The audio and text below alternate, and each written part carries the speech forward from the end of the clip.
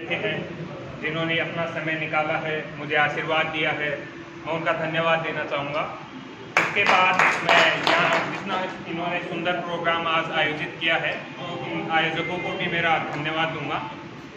मेरा एक्सपीरियंस अभी तक मोस्टली परीक्षा का ही रहा है, तो मैं जैसे कि आज यहाँ बहुत युवा बैठे हैं तो मैं कुछ उसी पे चर्चा करना चाहूँगा। मेरा एक्सपीरियंस 4 साल का रहा है।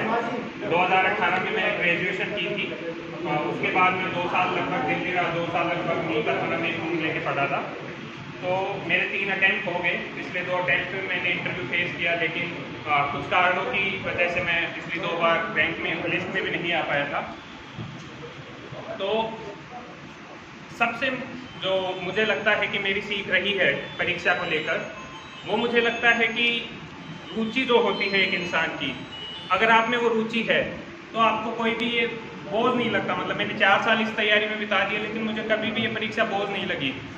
लोग मुझसे मिलते हैं, बोलते हैं कि बहुत कठिन, मतलब आपने परिश्रम किया है, बहुत मुश्किल होता है, लेकिन जब आप किसी चीज़ को एंजॉय करते हैं, मतलब आप अगर इस प्रोसेस को एंजॉय करने लग जाते हैं, आप जो पढ़ रहे हैं उसको आप अच्छा लगता है आपको अगर वो पढ़ना, तो मुझे लगता है कि वो जो परेशानी और कठिनाई जो लोग बोलते हैं वो थोड़ी कम हो जाती है। आपको फील नहीं होती कि आप कुछ एक्स्ट्रा कर रहे हैं, आप बस करते रहते हैं। आपको एक सुकून मिलता है कि आपने कुछ नया सीखा है, नया पढ़ा है।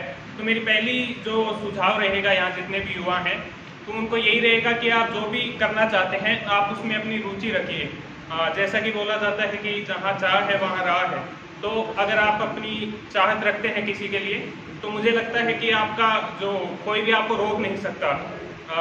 मैंने भी जब IAS की तैयारी शुरू की थी, मुझे भी नहीं पता था कि मेरा पोटेंशियल क्या है, मैं क्या कर सकता हूँ, क्या नहीं कर सकता। लेकिन एक वही होता है कि खुद पे आपको विश्वास रखना होगा, हौसला रखना होगा। आप ईमानदारी से पढ़िए। जैसे कि बोलते हैं कि परीक्षा का सिलेबस बहुत इनफाइनाइट है, तो मैं बोलना चाहूँगा कि ऐसा नहीं है। परीक्षा का सिलेबस कुछ भी नहीं होता। अगर आप उसको स्मार्टली अगर टैकल करते हैं, किसी भी एग्ज़ाम में आप देते हैं, जैसे IAS का ही नहीं बल्कि RAS का, SSC जो एग्ज़ाम्स करवाती है, रेलवेज वगैरह, किसी का भी सिलेबस इनफाइनाइट नहीं होता।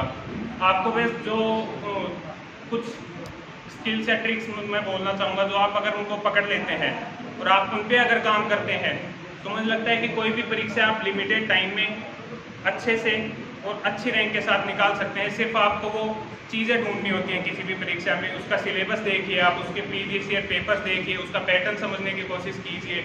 जो एग्जामिनर पेपर सेट कर रहा है उसका दिमाग एनालाइज करिए कि वो क्या सोचकर कौन सा क्वेश्चन क्यों डालता है परीक्षा में। तो अगर आप ये कर पाते हैं तो आप आगे का पेपर भाप सकते हैं। आप जान सकते हैं कि क्या पूछा जा सकता है, क्या नहीं पूछा जा सकता, और इससे आपकी तैयारी बहुत ज़्यादा इफेक्टिव हो जाती है। तो मैं यही बोलना चाहूँगा कि आप जो चाहे वो आप करिए। जो स्किल्स आपको चाहिए वो आप हार्ड वर्क लगता है वो होता है, आप वो डेवलप करने की कोशिश कीजिए। जब भी आप फेल होते हैं निराश ना होइए। मैं भी 2 बार फेल हुआ था। मुझे बस निराशा एक बार हुई थी जब मेरे सेकंड अटेम्प्ट में इंटरव्यू में one of the lowest marks आए थे। 275 में से मेरे 132 मार्क्स थे। तब मुझे देते थोड़ा अजीब लगा, थोड़ा दुख हुआ। मैं 4-5 दिन थोड़ा उदास रहा था, लेकिन वो मुख्यतः इसी वजह से था कि आपको खुद से निराशा होती है। ऐसे नहीं था कि मैं ऐसे दुखी हो गया था कि मैं परीक्षा नहीं कर सकता।